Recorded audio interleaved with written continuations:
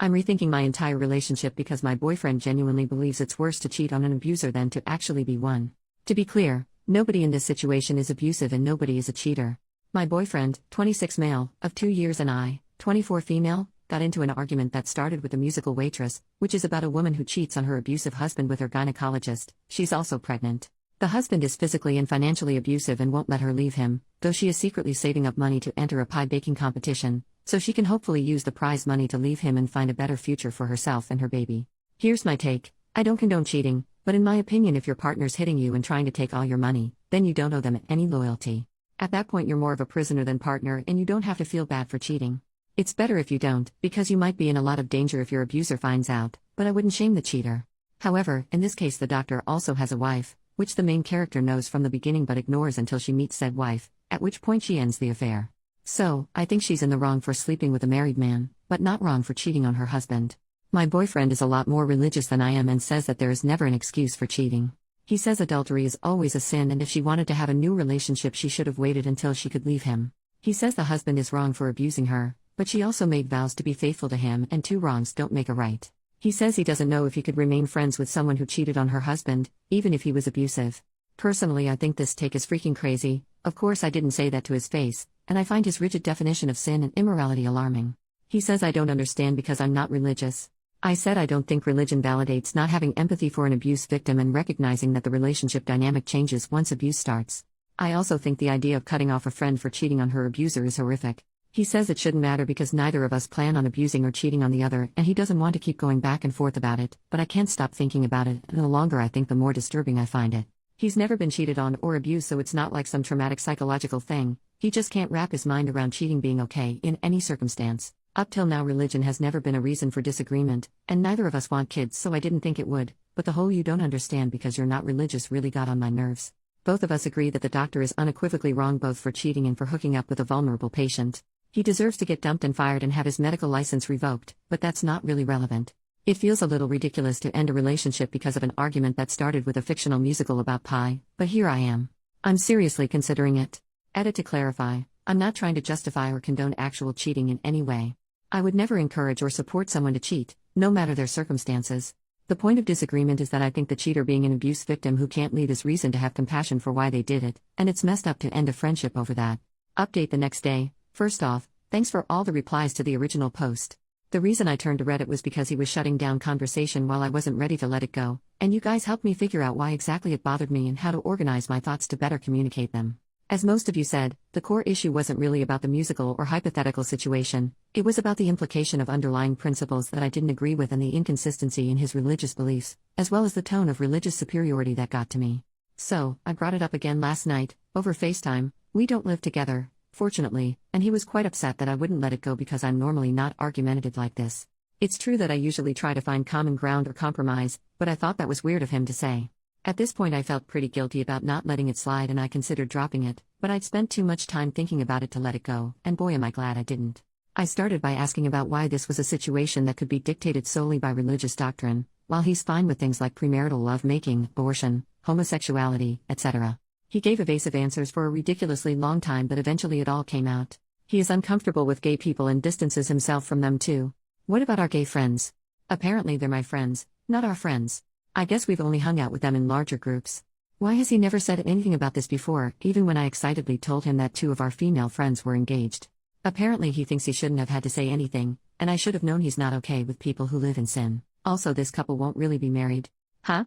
I go to Pride every year to support my LGBTQ+ friends. He never criticized me for doing that, so why would I think he had a problem with it? I'm a quiet person by nature, it's not like I don't give him a chance to share his opinion. At this point I start to get really suspicious. I then ask him about abortion and being okay with not wanting kids. Turns out he does want kids. He tried to convince me that I misunderstood when he said he didn't want kids, and he was just saying that he wasn't ready for kids yet but would be in the future. This is an outright lie. I've known since I was about 14 that I never want kids, and I have never wavered on that. I always bring this up within the first few dates, and I distinctly remember him saying that he was looking forward to child-free adulthood, and how much freedom dinks, double income no kids, have. This is when I start to get really upset because I know he's lying to me. Looking back now, I realize I never went back to asking him about abortion because I was so shaken by the kid's revelation. I wouldn't be surprised if he outright lied about being pro-choice as well. The conversation continued with us talking about religion in general. As I said, I'm not religious, and he's never tried to get me to go to church with him or anything. I was raised by immigrant parents who practice a minority religion, but they are not devout/they favor scientific explanations, and they raised me to be respectful of others' beliefs. I thought he understood that. In the past he's asked me about cultural and religious customs and seemed respectful and interested. Turns out he thinks their religion is not real, as opposed to his, and it's interesting to see their customs, but we can't expect them to know better because they weren't well educated. Both of my parents not only went to reputable universities in their original country, but also went on to get master's degrees in the country we live in now. That's when I realized he's a bigot. I also asked him about why he's okay with premarital lovemaking but not any of the other stuff, and he hemmed and hawed and didn't have an answer, which is when I realized he's a horny nincompoop. At this point he's still acting like I'm the bad guy for not automatically knowing all these things he's either never said and not automatically knowing when he meant the opposite of what he said. By now I know that I'm done with this relationship, but I ask him why, if religion is so important to him, he's okay with me not being religious. Long story short, he basically thought that by the time it all came out, I'd be so obsessed with him that I wouldn't dare leave him, and I would become a follower of his religion because let's be honest, he's out of my league and I won't find anyone better now that I'm getting fat. I've gone from a size 2 to a size 4 in 2 years, what the heck? And some frankly racist, elitist crap about how his, rich, family is better than mine. This whole time he was acting like I was ridiculous for overreacting to all these revelations. Finally I told him it was over and he didn't seem to believe me. Whatever, I know I'm done with him. I went to bed angry and upset, but I woke up more relieved that I know the truth now. It's going to take me a while to trust again after all those lies, but better that it happened now when I can make a clean break than if it happened after I'd moved in with him or after I'd gotten pregnant and he'd gotten me arrested for seeking an abortion. Luckily I have the day off work today to process it all mentally.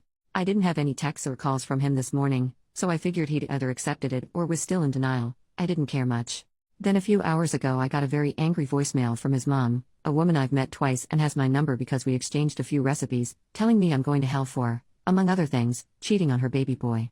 That's right, this guy must be a pathological liar or something, because his response to me dumping him for being a liar was to run to mommy with a new lie about me hooking up with some fictional man from work. Forget the fact I'm not a cheater, I don't even work with any men who would fit this lie.